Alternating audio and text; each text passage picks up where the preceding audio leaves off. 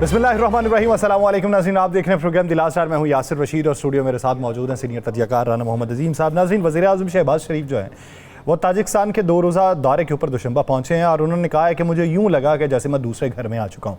वहाँ पर बाहमी तजारत के हवाले से बातचीत होगी और बाहमी ताल्लुकात के हवाले से मुख्तलिफ मुआहिदों के ऊपर दस्तखत किए जाएंगे और उनको दौरा पाकिस्तान की भी दावत दी जाएगी कि वो आएँ और पाकिस्तान के अंदर सरमायाकारी करें। लेकिन पाकिस्तान की जो मौजूदा सूरत हाल है, हम एक तरफ ये बात करते हैं कि बजट मंजूर करके हम आवाम को रिलीफ देना चाहते हैं, हम एक तरफ ये क्लेम करते हैं कि मईशत में बेहतरी लाने के इकदाम उठाए जा रहे हैं, लेकिन कर्जों के दलदल में फंसे हुए इस ममलिकत खुदादाद पाकिस्तान के सूबा पंजाब में सिर्फ एक मेस में जो ब्यूरोक्रेसी का मेस है GOR के अंदर, उसकी तज़ीनो आराइश पे अरबों रुपए खर्च किए जा रहे हैं। यहाँ पर सिर्फ तशहीर के लिए, ये बताने के लिए कि 100 दिन की कारकर्दगी कैसी रही, उसके ऊपर भी 65 करोड़ रुपए खर्च किया जा रहा है। इसी मुमलिकत खुदादाद पाकिस्तान में कि जहां पर आम आवाम से टैक्सों की मद में पैसा निकलवाना है, लेकिन वहां पे ब्यूरोक्रेसी को छूट दे दी गई है कि ब्यूरोक्रेसी के हाजिर सर्विस अफसरान और वो जो रिटायर्ड हो चुके हैं वो किसी भी प्लॉट या मकान की खरीदो फरोख्त के मौके पर वो टैक्स जो आम आवाम ने अदा करना है उनको उससे इस्तिस्ना हासिल है।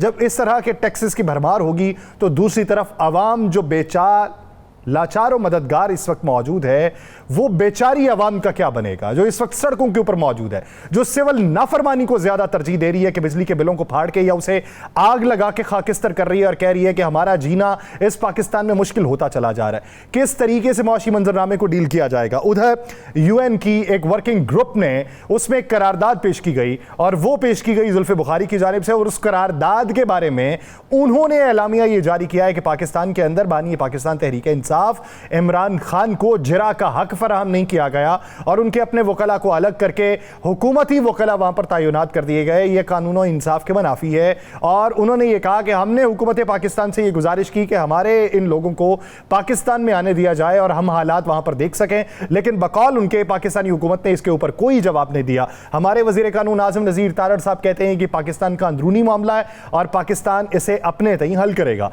उधर अमरीकी महकमा खारजा के नायब तर्जुमान वेदांत पटेल जो हैं, उन्होंने ये कहा कि जो इलेक्शन का मामला है उसके ऊपर तो हमारी तहफ़्फ़ुज़ात हैं, उसको तो वो हमारे कंसर्न्स के अंदर शामिल है, लेकिन जो बानी पाकिस्तान तहरीक इंसाफ वाला मामला है वो पाकिस्तान का अंदरूनी मामला है। और उन्होंने कहा कि कांग्रेस जो है वो हुकूमत के साथ वाली हुकूमत है और वो हुकूमत साजी के अंदर शुमार नहीं है। उनकी जो बात है वो कांग्रेस खुद देखे। अब इस पूरे मंजरनामे में मखसूस नशिस्तों के उसूल के हवाले से जो आज समाअत थी उसमें जो सवालात पूछे गए जस्टिस साहिबान की तरफ से, और बाकायदा तौर पे सुप्रीम कोर्ट ने यह कहा कि कमरे के अंदर अगर हाथी खड़ा है तो हाथी से सरफे नज़र नहीं किया जा सकता। और फिर यह पूछा गया कि दूसरों को नशिस्तें किस तरीके से दी गई जब 2019 में BAP को दी गई। अब ये मखसूस नशिस्तें थीं तो बल्ले की वापसी के हुसूल के हवाले से chief justice Islamabad high court ने आज एक समाअत किया और 5 सवालात पूछे हैं इलेक्शन कमीशन से। उनसे यह पूछा है कि अगर पाकिस्तान तहरीक इंसाफ रजिस्टर्ड पार्टी है तो फिर उसको निशान क्यों नहीं दिया गया, और आगे से यह कहा गया कि माजी में बहुत कुछ और होता रहा। उन्होंने कहा मफरूजात के ऊपर बात ना करें, मुझे हकायक बताइए। उन्होंने कहा जी उन्होंने इलेक्शन नहीं करवाए थे। उन्होंने चीफ जस्टिस ने आगे से ये कहा कि इलेक्शन तो करवाए, आपने उसे माना या नहीं माना, वो इलेक्शन सही थे या नहीं सही थे ये अलग मामला है। तो 5 तारीख तक उन्होंने समाअत को मुलतवी किया है और 9 तारीख की सुप्रीम कोर्ट वाली समाअत मुलतवी है। इस पूरे मंजरनामे बात करते हैं, राना साहब की तरफ बढ़ते हैं। राना साहब, जो आज अक़वाम मुत्तहिदा की तरफ से वर्किंग ग्रुप की तरफ से जो करारदाद मंजर आम पे आई उस पर क्या कहेंगे? बिस्मिल्लाहिर्रहमानिर्रहीम, अस्सलातु वस्सलामु अलैका या सय्यदी या रसूलल्लाह, अस्सलातु वस्सलामु अलैका या सय्यदी या हबीबल्लाह। देखें, करारदाद के बाद जिस तरह की चीखो पुकार बनी है, जिस तरह के पाकिस्तान के अखबारात, इंटरनेशनल अखबारात सारे आपने देखे हैं ना, उसके बाद क्या कहना जुल्फी बहार उसने उसका ऑन चॉइस साहब का एक प्रेस कॉन्फ्रेंस करना और उन्होंने कहना मैं जानता हूँ उस वक्त से मुझसे ज़्यादा कोई नहीं जानता। तो फिर भाई अगर आपसे ज़्यादा कोई नहीं जानता तो आपने उस वक्त मेरे भाई क्यों नहीं उन्हें पकड़वाया जो पाकिस्तान की सालमियत के ख़िलाफ़ थे, जो पाकिस्तान के ख़िलाफ़ थे, तो आपने उस वक्त क्यों नहीं पकड़वाया? उस वक्त क्या वजूहात थी? क्या आप उनके साथ, क्या आप उनका साथ दे रहे थे? क्या आपको किसी की मजबूरी थी? ये बातें पता नहीं हमारा मीडिया उस वक्त क्यों नहीं पूछता। सारे मीडिया के दोस्त मेरे वहाँ बैठे थे, क्या मजबूरी थी क्या नहीं थी। चलें, बात यह है कि एक चीज़ तो बड़ी क्लियर है, इस वक्त पूरी दुनिया के अंदर एक प्रेशर बन रहा है और प्रेशर यह है कि पाकिस्तान के अंदर अगर मुआशी हालात बेहतर करने हैं, पाकिस्तान के अंदर जमहूरी हालात बेहतर करने हैं, तो फिर तमाम जमहूरी जमातों को बराबरी की सतह पर आपको हिस्सा देना पड़ेगा सियासत करने का। मैं इक़्तिदार में आने का नहीं कह रहा, इक़्तिदार में वही आएगा जो इलेक्शन जीतेगा, इक़्तिदार में हिस्सा उसी मिलेगा जो इलेक्शन जीतेगा। लेकिन ये शोर तो मच गया है ना। बात यह है कि एक चीज़ तो बड़ी क्लियर है, बहुत क्लियर है। आज जो लोग ये कह रहे हैं जनाब इन्होंने अपनी एक फर्म जो है वो रजिस्टर करा या एक लॉबी जो है उसके ज़रिए सारा कुछ सब कुछ मान लेते हैं, जो कहते हैं मान लेते हैं, तो हुकूमत कहाँ खड़ी है? हुकूमत का वजारत खारजा वो कहाँ खड़े हैं? आपने पता है ना कल आपके वज़ीर खारजा ने क्या बयान दिया, पता है कि नहीं पता? अमेरिका के बारे में नहीं सर, सॉरी ये क्या है, ख्वाजा आसिफ साहब के पास कौन सी वज़ारत? वज़ीर दिफा, वज़ीर दिफा, सॉरी वज़ीर दिफा ने क्या कहा? वज़ीर दिफा का तुम वो क्या कहा उन्होंने पता है? वज़ीर IMF के मतलब, हाँ उन्होंने कहा है कि हमारी खुद मुख्तारी पर ये हमला है। उन्होंने कहा है कि सारी इनकी डिमांड्स, उन्होंने ये भी कहा है कि ये जो इम्पोर्टर्स है इनके लिए तो मैं जंग लड़ता रहा हूँ, 1.5% पे बात अड़ी हुई थी तो 12-13 दिन तो मैंने जंग लड़ी है। वो तो सारा उन्होंने खोल के रख दिया है कि हमारे हाथ में कुछ नहीं। वो मुझे एक बात बताएं, अगर एक पाकिस्तान की खुद मुख्तारी से आगे कोई चीज़ है? यासर साहब बोले तो सही, नहीं है ना? नहीं। जब पाकिस्तान की खुद मुख्तारी से आगे चीज कोई नहीं है, पाकिस्तान की खुद मुख्तारी सबसे पहले है और हर जगह हम ये बात कहेंगे, तो फिर पाकिस्तान की खुद मुख्तारी पर सौदा करने वाले खुद वज़ीर दिफा कहते हैं कि जी हमारी खुद मुख्तारी पे हम ये के खिलाफ है, ये हमला है, IMF कर रही है। तो कंप्रोमाइज खुद ही किया ना जी, कंप्रोमाइज भी करने वाले खुद ही हैं। किसने कंप्रोमाइज किया? जाके कौन उनके पांव पकड़ने जाता था? कौन जाके उनके जाके तरले मिनते करता था? कौन कहता था आप आए जनाब हमारे साथ आके 2024 का भी करे, बल्कि 26 तक करने के लिए तैयार बैठे हुए थे? तो फिर मुझे बताएं, क्या ये सहूलतकार है उन लोगों के जो पाकिस्तान की खुद मुख्तारी पर हमला कर रहे हैं? उनके सहूलतकार हैं, उनके खिदमतगार हैं, उनके साथी क्या हैं? जब आपको पता है तो फिर खत्म करें इसे। अगर आपने हमें इस अजाब में डाल ही दिया है, अगर इस वक्त पूरा पाकिस्तान अगर इस वक्त चीख रहा है, चिल्ला रहा है महंगाई के हाथों, बिलों के हाथों, चंद उन लोगों के अलावा जिन्हें शायद ये चीज़ महसूस नहीं होती, उसके अलावा ऊपर से आप एक तरफ इकरार करते हैं आपने टीवी टॉक शोज़ में, और दूसरी तरफ आप जो है इतनी भी हिम्मत नहीं करते, इतनी भी जुर्रत नहीं करते कि इस वतन की सालमियत के लिए, इस वतन की खुद मुख्तारी के लिए खड़े हो जाए। जुर्रत करें ना, खड़े हो जाए, खड़े होकर कहें कि नहीं भाई मैं इस हुकूमत का हिस्सा नहीं बनूंगा। जिस हुकूमत ने खुद मुख्तारी पे सौदा कर दिया है, जिस हुकूमत ने इस पाकिस्तान की अवाम जो है उस पर एक बम गिरा दिया है, जिस हुकूमत ने इस पाकिस्तान की अवाम को जो है वो मफलूज करके रख दिया। यार यासर आप कहाँ कहाँ पे जाके ये चीज़ें देखेंगे? वज़ीर आपके दिफा ये बात कह रहे हैं, सुप्रीम कोर्ट के अंदर बार बार ये बात हो रही है, बार बार ये बात हो रही है कि सारी खराबी की जड़ इलेक्शन कमीशन है। अब भी आप कहते हैं इंसाफ, कानून कानून कानून। कानून क्या है? कानून यह है हकदार को हक दे, इंसाफ यह है कि आपकी दहलीज पर पहुंचे। इंसाफ क्या है? इंसाफ यही है ना कि अगर किसी का हक बनता है उसे मिले। इंसाफ ये तो नहीं है ना कि बाकी मामला। यहाँ पे कल बात हो रही थी ना, उन्होंने कहा जनाब जो डॉक्यूमेंट्स पे है हम उसको देखेंगे ना। तो जरताज गुल पार्लियामेंट लीडर है, तस्करा हुआ आज, तस्कर में देखिए ना, डिक्लेयर किया गया है ना।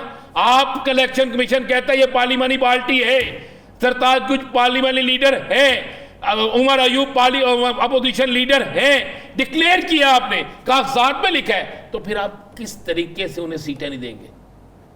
देखो सर, वो अपोजिशन लीडर वाला मामला तो वो तो किसी आज़ाद को भी बनाया जा सकता है, लेकिन जब पार्लियामानी लीडर आपने डिक्लेयर कर, कानून के तहत बनाया जा सकता है। चले मुझे बताएं, आज तो उन्होंने कहा आज़ाद जो है वो तो कुछ भी नहीं है।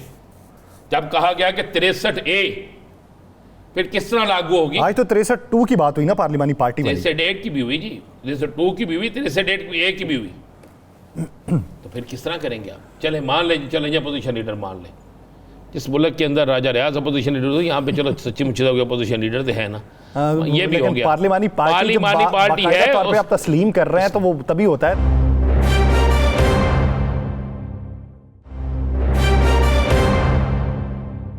अच्छा, मजे की बात यह है कि सिकंदर बशीर साहब को इसका इल्म ही नहीं है, तो वो उन्होंने कहा जी कि वो जवाब में बता देंगे। बुरा ना मना, अगर ये तौहीन अदालत ना हो वैसे होती तो नहीं, क्योंकि इजाज़त दी है जस्टिस काजी फायदीसा साहब ने, और जो लाइव ट्रांसमिशन चल रही हो उस पर बोलने का हक दिया है उन्होंने। वो तो आमिर फारूक साहब ने भी आज बात की, उन्होंने कहा बात जी ये है कि जब इलेक्शन कमीशन का वकील ये सोच कर आए कि मैं शायद केस जीत कर वापस चला जाऊंगा, लेकिन पहली दफ़ा टक्कर के लोग मिले ना, पहली दफ़ा टक्कर के लोग मिले, तमाम के तमाम जजेस जो हैं मेरे मौजूद जो टक्कर के लोग थे, कानून को समझने वाले, कानून को पढ़ने वाले, कानून को देखने वाले, कानून को सुनाने वाले, कानून को पढ़ाने वाले, ये सारे मिले। वहाँ पे सवाल जवाब हुआ। जस्टिस काजी फायदीसा साहब ने भी किए, जस्टिस मुनीब अख्तर साहब ने, जमाल मुंदखेल साहब ने, आयशा मलिक साहिबा ने, किस किस ने साहब, मंजूर अली शाह साहब, किस किस ने नहीं किया? सब ने सवाल किया, जवाब कौन देगा? जवाब नहीं है किसी के पास, किसी के पास नहीं है। 31 फार्म 31 लाए ना, लाकर पेश करें, वहां पे पता लग जाएगा। जब ये बात इकरार करते हैं कि इन लोगों को तहरीक इंसाफ का वोट मिला है, जब वो वोट लेने वाला भी इकरार करता है, वोट देने वाला भी कहता है, वोट को उस केस को सुनने वाला भी कहता है, केस को सुनाने वाला भी कहता है, तो फिर क्यों, फिर डिले किस बात का? भाई फैसला करे, खत्म करे इस मामले को। अभी मैं सुन रहा था एक हुकूमती शख्स की बात कि सीटें उन्हें मिल भी जाए तो क्या फर्क पड़ता है? भाई उन्हें ना भी मिले तो कोई फर्क नहीं पड़ता, इसलिए कि जो लड़ रहा होता है ना, जो अपने मंशूर पे होता है, जो अपने नजरिए पे होता है, वो हमेशा जीतता है। हाँ, उनको आपका नजरिया तो यह है कि आपके कायद बड़े मियां साहब, उनकी खामोशी ये बात बता रही है कि वो आपकी किसी चीज से राजी नहीं। जमात के सरबराह हैं, सदर हैं, बिलावल भुट्टो जरदारी साहब जो वादे करते रहे खुल के सामने आ गया है। MKM जो अपनी सबसे बड़ी पाकिस्तान की अवामी लीडर बनते हैं, वो इस पर क्यों खामोश है? जिसने इस पर वोट दिया है ना, ख्वाजा आसिफ साहब की इस बात को मैं अप्रिशिएट करूंगा, उन्होंने, मैं मानूंगा कि जनाब उन्होंने इकरार तो किया ना, बाकियों को भी इकरार करना चाहिए। यासर साहब जरा वो आपको एक और खुशखबरी दे देना जरा। क्या? आप बड़े यहाँ पे तराने गाते थे, बड़े तराने पढ़ते थे जनाब, 200 यूनिट सोलर लग रहा है, पता लगा आपको कि 100 यूनिट के ऊपर भी हो गया है? लग गया कि नहीं पता जी?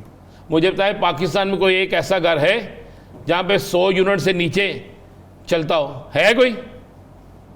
और भाई कब्रिस्तान में लगा हुआ जो एक बल्ब है ना, जो कब्र के ऊपर लगता है, उसका भी ये 100 यूनिट से ज्यादा बिल भेजते हैं। तो वैसे तो माजरत से हम लोग 77 साल से ना बेहतरी की उम्मीद लगाए, हमारा ज़मीर भी अंदर से मर गया, हमारी अना भी अंदर से खत्म हो गई है, और हम भी अंदर से खत्म होकर रह गए। जरा जाके पूछें, जाके चेक करें जनाब। मैं कल बल्कि हम कोशिश करेंगे, अपने प्रोड्यूसर साहब से रिक्वेस्ट करेंगे, अगर उन्होंने मान ली तो उनसे रिक्वेस्ट करेंगे, कल हमें इलाके मुख्तलिफ लोगों से जाके मिलना चाहिए, सॉर्ट करने चाहिए, उन्हें जाके कहना चाहिए, पूछ बताएं भाई कितने खुशहाल हैं। आपको पता है दाल माशाज क्या भाव हो गई है, दाल चने का क्या भाव हो गया है, दाल मसूर क्या भाव हो गया है, काले चने कितने के किलो हो गए हैं? जनाब कीमतें बढ़ गई हैं। मेरे पास आज एक फ़ोन आया, मुझे नहीं पता वो कौन, मेरी बहन थी, पता उसने यासर साहब क्या कहा? उसने कहा मेरे 2 बच्चे हैं, मदर फीड नहीं लेते, वो डब्बे का दूध लेते थे, 45,000 तनख्वाह थी, और हम बड़ी मुश्किल से उस पर गुजारा कर रहे थे, घर अपना है। तो अब जितना महंगा दूध हो गया है, अब इस तरह होगा कि सिर्फ हम बच्चों को दूध पिला सकेंगे, निवाला एक वक्त का खाएंगे, 3 टाइम की रोटी नहीं खाएंगे। ये लफ्ज़ अदा किया गया कि अब तो नवाले भी गिन गिन के खाने पड़ेंगे। तो इसकी ज़िम्मेदार कौन है? ये हुकूमत है, इसका ज़िम्मेदार हाकिम है, इसका ज़िम्मेदार वो तमाम लोग हैं जो ये सारा कुछ देखते हुए भी, जिनकी आंखें बंद हैं, तो ये सारा कुछ देखते हुए भी खामोश हैं, जिन्हें सिर्फ ये नजर आता है कि जाकर बानी PTI को क्या करना है, जिनको ये नजर आता है फलां सियासी लीडर को क्या करना है, जिनको ये नजर आता है कि जनाब फलां बैठ के क्या करना है, पता नहीं कहां चले गए। आज क्या इस मुल्क जितनी महंगाई आज है, आज से पहले थी?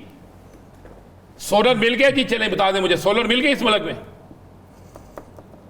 यार खामोश हो जाते। तुमने तो शोर ही बड़ा डाला हुआ था यासर रशीद साहब, आपने तो इस तरह शोर डाला हुआ था कि 2 सोलर आ रहा है जी, 200 यूनिट फ्री मिलेगा। मिले सोलर? सर हुकूमत के पास जवाब नहीं, मुझसे जवाब तलबी आप करते हैं। मैं इसलिए कह रहा हूँ कि जनाब आप मुझे तो पता ही नहीं था, मैं तो ऐसी खबरों पे बिल्कुल गुमसुम हो जाता हूँ। राना साहब अगर मुझे 1-1.5 मिनट देते हैं, साकी अमरोहवी साहब उन्होंने आज से दहाइयों पहले लिखा, 30 साल पहले का उनका हुआ है। अब आप सोचें कि 30 साल पहले जो उन्होंने लिखा था और मौजूदा जो सूरत हाल, वो कहते हैं ये अफसरशाही मंडी है, आज सैर करें इस मंडी की। वो देख यहाँ अमेरिका से कुछ ताजिर आए बैठे हैं जो इस मंडी में मुद्दत से दुकान सजाए बैठे हैं। कुछ जागीरों के मालिक हैं, कुछ मिलें बनाए बैठे हैं। कुछ लोग यहाँ से भाग गए, कुछ लोग अभी मौजूद भी हैं। ये लोग खरीदा करते हैं इस देश के कुछ फनकारों को, देते हैं सहारा ये ताजिर इन गिरती हुई दीवारों को। अफसरशाही मंडी में हर अहले कलम बिक जाता है, खुशियों की तमन्ना दिल में लिए हर कुश्ताए गम बिक जाता है। आ देख जरा इस मंडी में किस किस का भरम बिक जाता है। शायर का ख्याल आसानी से इस मंडी में बिक जाता है। जो इस मंडी में बिक जाए फनकार बड़ा कहलाता है। इस अफसरशाही मंडी में लगते हैं जबानों पर पहरे, ये रोज लगाया करते हैं हम सोख्ता जानों पर पहरे। आखिर ये लगाएंगे कब तक अब अपने खजानों पर पहरे। ये रात भी अब कुछ देर की है, ये रात भी अब कट जाएगी। ये 30 साल पहले का लिखा हुआ है राना साहब। उन्हें पता था ना, वो 30 साल पहले भी तो हमारा यही हाल था। 31 साल हो गया हम पर हुक्मरानी करते हुए आपके पसंदीदा हुक्मरानों को, तो उन्होंने 30 साल पहले लिख दिया, उन्हें 1 साल बाद ही पता चल गया कि ये हालात होने हैं। 31 साल हो गए ना इस खानदान को। हद के इज्जत अब लगा जबानों पर पहरे, 30 साल पहले का लिखा। नहीं उस वक्त भी लगते थे ना ना ना ना यासर साहब। मैं यही बता रहा हूं कि 30 साल पहले का लिखा हुआ और अभी तक उसी रियासत में जी रहे हैं, उसी अंदाजे जिंदगी के अंदर हम महव हैं इस वक्त। इसलिए है कि हम बेज़मीर हो चुके हैं, हमारा अंदर से ज़मीर मर चुका है। हमें बिल्कुल इस बात का ख्याल नहीं है, हमें यह भी नहीं पता कि मेरे साथ वाले ने रोटी खाई है कि नहीं खाई। हम जिंदाबाद मुर्दाबाद हम इस पे लगे हुए हैं। हम सुबह से लेकर शाम तक ये सियासत पता क्या करते हैं। आज अडयाला में क्या हो गया, आज वजीर आजम हाउस में क्या हो गया, आज पार्लियामेंट में क्या हो गया। आज कभी हम गए हैं आम आदमी के पास कि ये जिंदा है या मर गया है। कभी हमने जाके देखा है कि फकीरों की तादाद में इजाफा हो गया है। कभी हमने देखा है कि लंगर खानों के बाहर लंबी लाइनें लग गई हैं, छोटी लाइनें लंबी हो गई हैं। कभी हमने देखा है कि जनाब अब दूध वाले की दुकान से किलो नहीं पाव दूध जाता है, सब्जी वाले की दुकान से किलो नहीं पाव सब्जी जाती है, आधा पाव सब्जी जाती है। गोश्त वाले कहते हैं जी हम तो गोश्त बेचना ही भूल गए हैं। मैंने ऐसे लोगों को भी देखा है जो मुर्गियों के पंचे लेके जाते हैं। मैंने ऐसे लोगों को भी देखा है जो छोटे गोश्त की दुकान पे, मटन की दुकान पे खड़े होकर कहते हैं ये जो छिछरे हैं ना, ये जो चर्बी है यही दे दो यार, जायका तो बन जाएगा ना, बच्चे खुश होके ये भी खा लेंगे ना।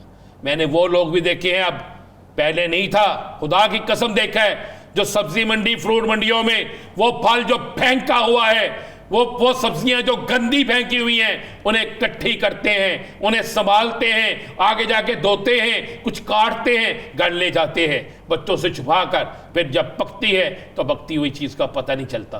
गंदा फल ऊपर से काट के जितना हिस्सा साफ होता है खिला देते हैं। ये हो रहा है, लेकिन क्यों? लेकिन हम कहेंगे सब अच्छा है, मैं कहूँगा बल्कि मेरा मुल्क तो ऐसी बेहतरीन तरीके से मेरी माशियत चल रही है कि जिसकी इंतहा कोई नहीं। किसान खुशहाल है, आम आदमी माला माल है, जहाँ बेहतरीन है। ठीक है मियाँ शबाशी साहब ने, मेरे वज़ीर आज़म साहब ने, कि वो अपने दूसरे घर गए हैं, क्योंकि उनका ये घर दूसरा घर है। वो इसके बाद किसी और मुल्क में जाएंगे, वो भी उनका दूसरा घर होगा। मेरा और आपका ये घर है, जिस घर में हम बैठे हैं, जिस मुल्क में हम बैठे हैं। ये 25 करोड़ अवाम में से 24 करोड़ 99 लाख से ज्यादा अवाम का यही घर है। उन्होंने यहीं पे रहना है, यहीं पे जीना है, यहीं पे मरना है। टूल टैक्स बढ़ गया, कब्र का टैक्स बढ़ गया है। कब्र खुदा की कसम, कब्र का बढ़ गई, कीमत बढ़ गई है। कफन महंगा हो गया है। कौन सी चीज आप पूछते हैं? अब तो जीना भी महंगा, मरना भी महंगा है।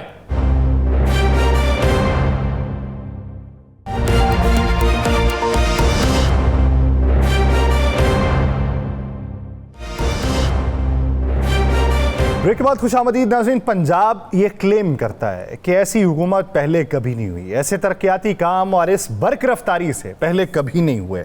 और फिर ये बताया जाता है कि 100 दिन की कारकर्दगी इस मौजूदा माशी सूरत हाल में बहुत बेहतरीन रही और उस कारकर्दगी की तरवीज और तशहीर के लिए बाकायदा तौर पर करोड़ों रुपए भी खर्च किए जा रहे हैं। वज़ीर आला बहुत मुतहर्रिक हैं, हर जगह पे खुद जाती हैं, चाहे वो निकासी आपका मामला हो, बाकायदा तौर पे टेलीफोन करके डीसीज़ और एसीज़ को राबितों में रख के उनसे पुरसान हाल पूछा जाता है कि इस वक्त क्या सूरत हाल है और उसके नतायज कब तक निकल आएंगे। तो पार्लियामेंट को अगर देखें तो पार्लियामेंट में वो ये कहती हैं कि मुझे कोई सरोकार नहीं है कि मैं किसी के साथ इंतकामी सियासत रवा रखूँ। तो अपोजिशन क्या सोचती है, अपोजिशन किस एंगल से देखती है मौजूदा सियासत को, इसी बारे में बात करते हैं। पंजाब असम्बली में अपोजिशन लीडर मलिक अहमद खान बुचर साहब ने हमें ज्वाइन किया। मलिक अहमद खान साहब बहुत शुक्रिया आपके वक्त का।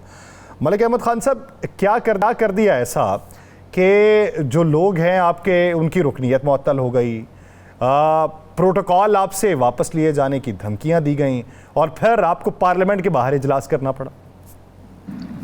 जी थैंक यू वेरी मच। देखें जी, बात यह है कि सबसे पहले तो जो आपने बात की है इनकी कारकर्दगी की, वो आपके सामने है कि 100 दिन की कारकर्दगी आप देखें जो 3 नस्लों से पंजाब पे हुकूमत कर रहे हैं और वो 100 दिन पे अपनी तमाम तर तवज्जो ले आए और 100 दिन में भी उन्होंने गंदम जैसे प्रोक्योरमेंट में नाकामी, डेफमेशन बिल आपका, और जो उन्होंने ये बजट पेश किया, तो बेसिकली जब इसी सिलसिले में जब वो तकरीर करने आई, स्पीच करने आई, तो हमने अपना एहतजाज किया। अब मोहतरमा चूँकि फेस नहीं कर सकती और डेफिनेटली जो जेली गवर्नमेंट हो, जो फार्म 47 की गवर्नमेंट हो, जब हमारे MPs ने एहतजाज किया महंगाई के खिलाफ, आप यासिर साहब खुद देखें कि एक इनका इंतखाबी नारा था 300 यूनिट मुफ्त, वो कहाँ गया? उसके बाद आप खुद देखें कि इन्होंने जिस तरह महंगाई, अब 2 दिन पहले वफाक ने जिस तरह पेट्रोल और डीजल की कीमतें बढ़ाई, डेफिनेटली चाचा भतीजी की गवर्नमेंट है तो मैं जिम्मेदार तो इनको दोनों को ही करार दूंगा। उसके बाद जब ये स्पीच करने आई तो हमने अपना एहतजाज किया। उसकी वजह यह है कि अवाम के मसाइल और जिस तरह इन्होंने भोंडे अंदाज में बजट पेश किया, और फिर हमारे लिए जिस तरह चीफ मिनिस्टर साहबा ने ये कहा था कि मैं रुचलेस साबित होंगी, तो उन्होंने धमकी नहीं दी मुझसे, मेरा प्रोटोकॉल, उन्होंने उसी टाइम लंच के टाइम उन्होंने अपना स्टाफ वापस बुला लिया और हमारे चैम्बर्स को ताले लगा दिए, गाड़ी हमने वापस कर दी। एसेंड उससे जो अपना इनके ऑफिस से हमें पैगाम आया कि गाड़ी वापस करें। यानी ये असेंबली की तारीख में पहली दफ़ा हुआ है कि इसके हुक्म पे स्पीकर साहब ने स्पीड से जो कदम उठाए और 11 हमारे MPs को सस्पेंड कर दिया। देखिए बात ये है, आप अपने रवैये देखिए, आपने हमारे ऊपर जुल्म किए हैं, हमारे जो MPs उनके घरों को तोड़ा गया है, हमारे MPs पे पर्चे हुए हैं, वर्कर्स पे हुए हैं, हमारी लीडरशिप अंदर है, तो आप हमारे से ये उम्मीद रखेंगे कि आप तशरीफ़ लाएं और हम आपको साथ सलाम आगे आदाब कहें? ऐसा कभी भी नहीं हो सकता। उसकी वजह यह है कि इन्होंने कोई आज दिन तक अच्छा काम इन 100 दिनों में किया नहीं है। अब आप खुद देखें कि बिजली के जो बिल्स आ रहे हैं वो आपके सामने हैं। अच्छा, कहाँ गए इनके 300 यूनिट? उसके बाद आप खुद ये देखें कि इस वक्त जो महंगाई है वो महंगाई कहाँ पे पहुंच चुकी है। 600 अशिया पे टैक्स लगा है। अब पंजाब के बजट के बाद 600 रोजमर्रा की अशिया पे टैक्स लगा है। एहतजाज क्यों हुआ है असेंबली में? स्पीकर की एक्सप्लेनेशन। मलिक साहब ये तो बताइए मुझे कि ये हो गया सारा, वो मैंने भी देखा, वहीं पे था, सारा कुछ हो गया। अब आगे आप क्या करने जा रहे हैं? कल तो आप कैंप लगा रहे हैं, वो मुझे पता है, तो आप समझते हैं ये मामला कैंपों पे आके ख़त्म हो जाएगा? सर देखिए, मैं अर्ज करता हूँ आपको, इसमें हमने जो अपनी पॉलिसी बनाई है, हमने इनकी कमेटियों से बायकॉट कर दी है। हम इनकी जितनी कमेटीज हैं उनमें बिल्कुल मलिक साहब, इससे उन्हें क्या फ़र्क पड़ेगा? मैं यही कहना चाह रहा हूँ, उससे उन्हें क्या फ़र्क पड़ेगा? वो तो खुश होंगे।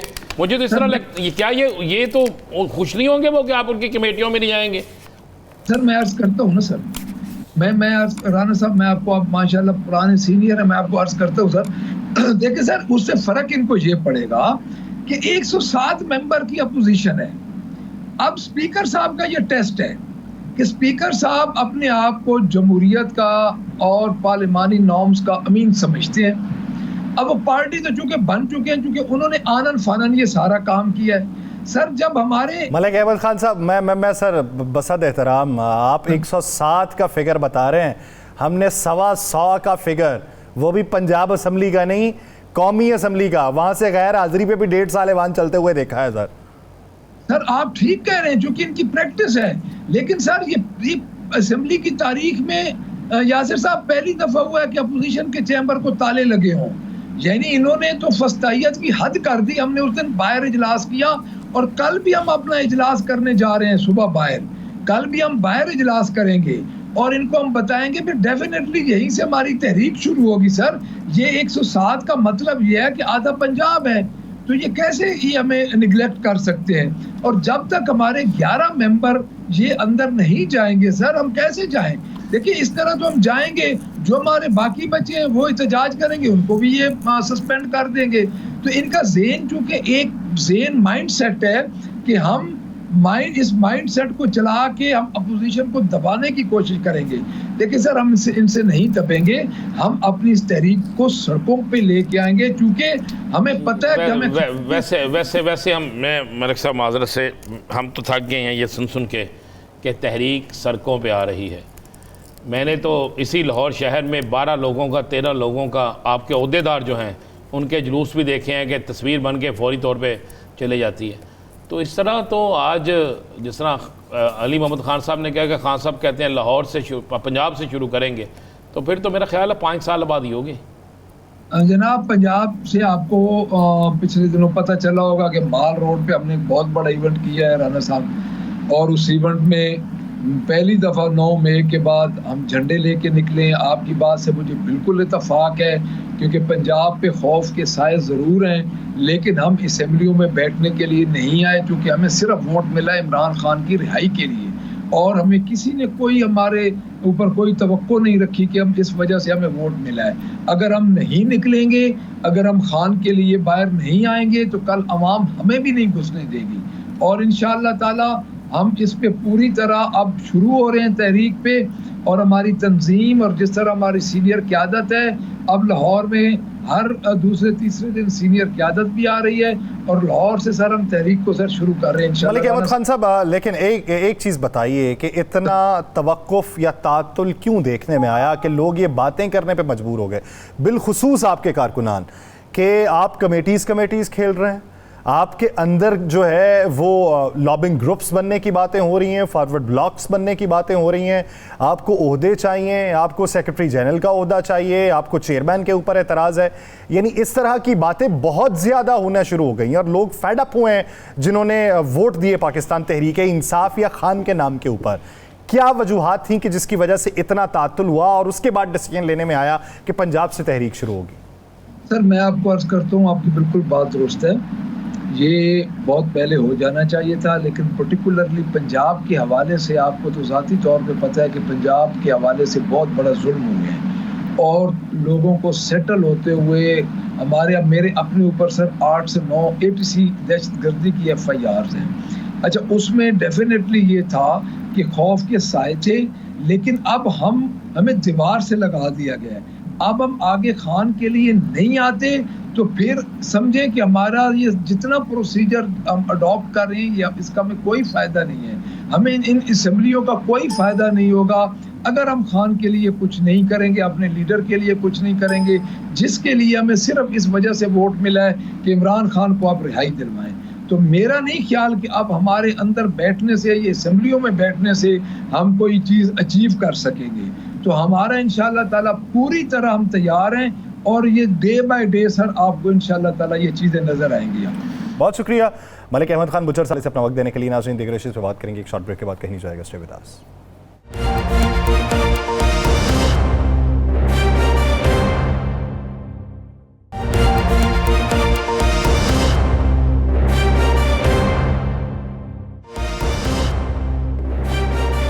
ब्रेक के बाद खुशामदीद। राना साहब, बात मलिक अहमद खान बुचर साहब करके गए, किस हद तक पाकिस्तान तहरीक इंसाफ का एहतजाज रंग ला सकता? आप एक बात ज़हन नशीन कर लीजिएगा, एक बात को लिख के रख लीजिएगा। जिस सियासी जमात ने आइंदा आने वाले वक्त में सरवाइव करना है, उसको अवाम की नब्ज़ के मुताबिक ही निकलना पड़ेगा। ये बात बड़ी क्लियर। मेरे पास जो इतला है, मेरे पास जो खबर है, उसके मुताबिक तहरीक इंसाफ जो है वो 15 तारीख के बाद भरपूर एहतजाज जो है वो शुरू करने जा रही है, भरपूर एहतजाज। और मैं आपको ये भी बता दूं कि बहुत जल्द आपको मुल्क गिर शटर डाउन हड़ताल जो है इसकी कॉल नज़र आएगी, और उसमें चाहे लोगों के प्लेटफॉर्म लहदा हों, लेकिन एक बात पर वो मुत्फिक होंगे। और मैं आपको अंदर की खबर दे दूं, हो सकता है उसमें कोई हुकूमती इत्तेहाद की कोई बड़ी सियासी जमात जो है वो भी हुकूमत को छोड़कर उस इत्तेहाद में शामिल हो। बड़ी सियासी जमात में से तो वही है पीपल्स पार्टी। मैं कह रहा हूँ कि मैं पीपल्स पार्टी को तो अब आप मत इस बात, उसके बाद तो बड़ी पार्टी एमके में बात। मैं कह रहा हूँ कि इंतज़ार कीजिए। मैं जो आपको खबर दे रहा हूँ इसको आप नोट कर लीजिएगा, आपको नज़र आ जाएगा। ये 15 जुलाई के बाद आपको ये सारी चीज़ें नज़र आना शुरू हो जाएंगी। और जब मैं हकीकत जानते हुए भी, माजी देखते हुए भी, हालात को देखते हुए भी, सारी चीज़ें जानते हुए भी सिर्फ इस वजह से ये कहूँ कि नहीं जनाब मैं ये करूँगा, तो लोग क्या कहेंगे, आप ये कहना शुरू करते। नहीं, बहादुर वो होता है जो सामने देखता है कि जनाब वाकई मैं पहले अगर गलत था तो अब मैंने अपनी गलती को दुरुस्त करना है। वो लोग बहादुर होते हैं, वो लोग जो होते हैं बाज़मीर होते हैं, और वो लोग बेज़मीर होते हैं जो सब कुछ देखते हुए भी, जानते हुए भी डरकर, खौफ से, लालच से, या किसी मफाद से, या किसी वजह से नहीं बोलते।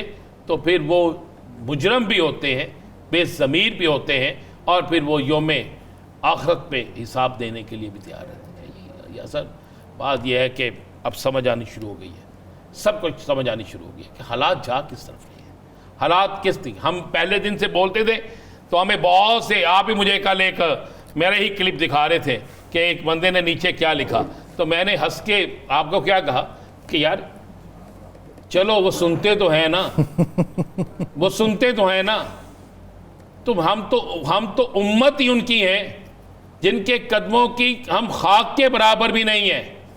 तो हमने तो सीखा ही यही है, हमने तो रसूल पाक सल्लल्लाहु अलैहि वसल्लम से सीखा ही यही है कि भाई हमने तो सच बोलना है, चाहे चले जितनी देर है। देखें या एक बात ज़हन में रखिए या सर, मैं एक बात बड़ा ज़रूर एक बिल्कुल क्लियर कह दूँ, मैं ना तो अपने ज़मीर का सौदा करूँगा। जिस दिन मुझे नज़र आया कि अब ज़मीर का सौदा होगा, मैं उस दिन उस बाज़ार को छोड़ दूँगा, मैं उस बाज़ार से बाहर निकल जाऊँगा, लेकिन अपनी ज़मीर का सौदा नहीं करूँगा। मुझे यकीन है आप भी नहीं करेंगे, मुझे यकीन है पाकिस्तान का कोई भी ऐसा सहाफ़ी नहीं करेगा जिसका ज़मीर ज़िंदा है। तो हमें बोलना चाहिए ना। अल्लाह ने अगर आपको ये तबलीग क्या है, ये पैगम्बरी पेशा है ना, जो लोग सुनना चाहते हैं, लोग जानना चाहते हैं, तो करना चाहिए, क्यों नहीं करते हम। लेकिन अब होश के नाखून लेने पड़ेंगे उन लोगों को जो लोग ये समझते थे कि हम जो कहेंगे वही सब अच्छा। ऐसा नहीं है। अब लोग बोलना शुरू हो गए हैं, और जब आवाज़ें निकलना शुरू हो जाएं और फिर आवाज़ें मिल जाएं तो इतना शोर होता है कि ये कान फट जाते हैं कान, और फिर उस शोर में कोई कुचल के निकल जाए, कोई गिरा के निकल जाए, फिर आपकी चीख मामूली सी चीख होती है। राना एहसान अफजल साहब इसी बीच हमें ज्वाइन कर चुके हैं। राना साहब बहुत शुक्रिया, आपके वक्त का मुद्दत हुई है, आपको मेहमान किए हुए। अभी मौजूदा सूरत हाल पे ख्वाजा आसिफ साहब कह रहे हैं IMF पाकिस्तान की खुद मुख्तारी पे हमला कर रहा है। अब ऐसी बात अगर सिटिंग वफाकी वज़ीर कहे तो हमारे लिए तो हैरत की बात है, क्यों कहा जा रहा है? देखें, अब तो जो बजट आना था वो आ गया है और IMF की मुशावरत से आया है, इसमें कोई शक नहीं है। लेकिन मेरे ख्याल से ये जो IMF का प्रोग्राम है ये इंशाल्लाह आखिरी प्रोग्राम होगा। सर अगले प्रोग्राम राना साहब अगले प्रोग्राम की तैयारी चल रही है, आप कह रहे हैं कि ये आखिरी प्रोग्राम होगा। देरपा प्रोग्राम के लिए औरंगजेब साहब के बयानात मंजर आम पे आ रहे हैं कि हमने अगला प्रोग्राम लेना है जो तवील मुद्दती होगा, और ये फिर आखिरी किस तरीके से हो सकता है? नहीं, ये 3 साल का जो प्रोग्राम स्टार्ट होने लगा है, औरंगजेब साहब भी इसको आखिरी प्रोग्राम कह रहे हैं। और देखें ये क्यों हम IMF के चुंगल में बार बार पढ़ते हैं, क्योंकि हम प्रोग्राम के जो नुकात हैं उसको पूरा नहीं करते। और कितने IMF के प्रोग्राम किए पाकिस्तान ने, लेकिन सिर्फ जो 2 प्रोग्राम पूरी किए वो PMLN ने किए, एक 13-16 में एक स्टैंड बाय एग्रीमेंट, और अब हम ये जो तीसरा प्रोग्राम है इंशाल्लाह इसको भी हम पूरा करेंगे।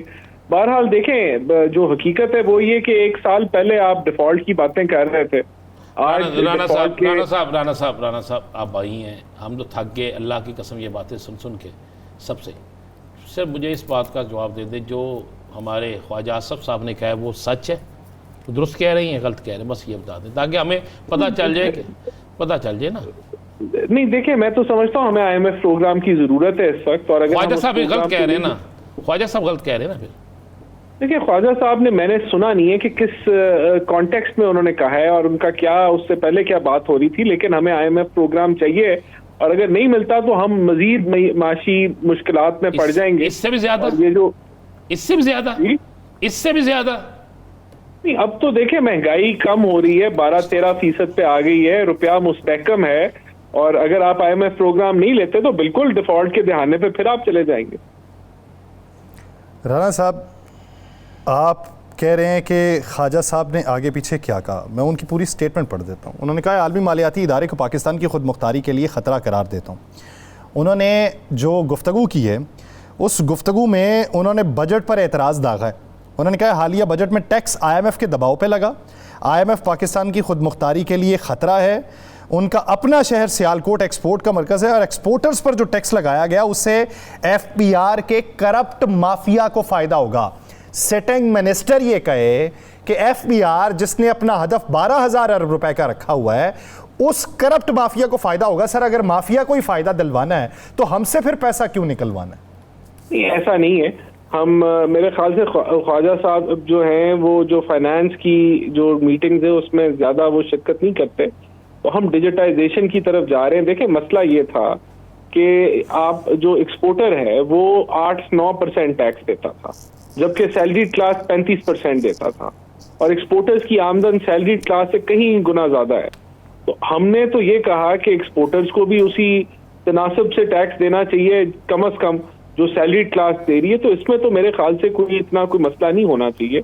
लेकिन दूसरी बात यह है कि बिल्कुल IMF कहता है कि टैक्स मेजर्स आपने पॉलिसी मेजर्स लेने हैं, जिसका मतलब है कि जो आपके पास ऑलरेडी टैक्स नेट में है उनके ऊपर आपने उसी के ऊपर टैक्सेस का जो है वो मेजर्स लेने।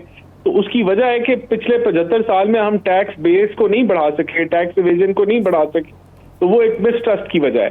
तो इंशाल्लाह इस दफा हम वो डिजिटाइजेशन हम कर रहे हैं FBR की, तो ये जो खदशात हैं ख्वाजा साहब के ये दूर हो जाएंगे, क्योंकि उसमें हमारी कोशिश होगी कि जो इंसानी अमल है, डिस्क्रिशन है, उसको कम कर दें। ये डिजिटाइजेशन का प्रोसेस जारी है, मैकेंजी जो कंसल्टेंट है इसको कर रहा है, और Bills and Melinda Gate Foundation इसको फाइनेंस कर रही है। अच्छा राना साहब, छोटा सा मुझे बता दें, क्योंकि आप फ्रांस से तल्लक रखते हैं, आप एक मीटिंग्स में भी होते होंगे, आपने कहा जी महंगाई कम हो गई है, मुझे 10 चीज़ें गिना दें, सिर्फ 10 चीज़ें, मैं 10,000 नहीं कह रहा, 110 नहीं कह रहा, 10 चीज़ें गिना दें गंदम के अलावा। चले गंदम एक आपने किया, बिल्कुल किया, आटा सस्ता हुआ, इसके अलावा मुझे 10 चीज़ें गिना दें जो सस्ती हुई। देखिए, मैं आपको बिल्कुल, पेट्रोल सस्ता हुआ है, 290 पे तकरीबन चला गया था पेट्रोल। किसके दौर में? राना साहब, ये हमारे दौर में ही गया था ना। अभी ये 2 महीने पहले जो पेट्रोल का रेट था, पेट्रोल अभी सस्ता हो गया है, घी सस्ता हो गया है, गंदम सस्ती हो गई है, आटा सस्ता हो गया है, और खाने पीने की अशिया सस्ती हुई है, गाड़ियों की कीमतें सस्ती हुई हैं, सूद रेट। राना साहब खुदा का, राना साहब मुझे कौन सी गाड़ी सस्ती हो गई, ले दें मुझे भी यार, खुदा का वास्ता है, मुझे बता तो दें। डॉलर आप किधर सस्ता करा रहे हैं? मुझे जितना जो रेट आप डॉलर का दे रहे हैं हमें मार्केट से ले दें। देखें, बिल्कुल डॉलर का रेट अब जो है वो जो डबल ट्रिपल रेट चल रहे थे मुख्तलिफ वो खत्म हो गए। तो ये चीजें देखें, इसको हम रद्द नहीं कर सकते। आपकी जो डेटा है, जो स्टैट है, वो बता रहे हैं कि अभी जून का भी जो महंगाई है वो 12-13% के दरमियान 12.6% पे आई है। ये ज्यादा है, हमने इसको और कम करना है। चलें, लेकिन उम्मीद ये करते हैं कि आप जो क्लेम राना साहब आप जो क्लेम कर रहे हैं उसी के मुताबिक हो। बसूरत दीगर ब्लूमबर्ग तो हमें ये बता रहा है ये पाकिस्तान में महंगाई की शरह 6 माह बाद पहली मरतबा बढ़ी है। हुकूमती अदादोशुमार के मुताबिक कम हुई होगी। प्रोग्राम का वक्त खत्म हो जाता है, आप प्रोग्राम में मज़ीद बात होगी। बहुत शुक्रिया राना एहसान अफजल साहब। नाज़रीन, हमें दीजिए इजाज़त, आपसे मुलाकात होगी कल। अपना बहुत सा ख्याल रखिएगा। अल्लाह ने के बाद।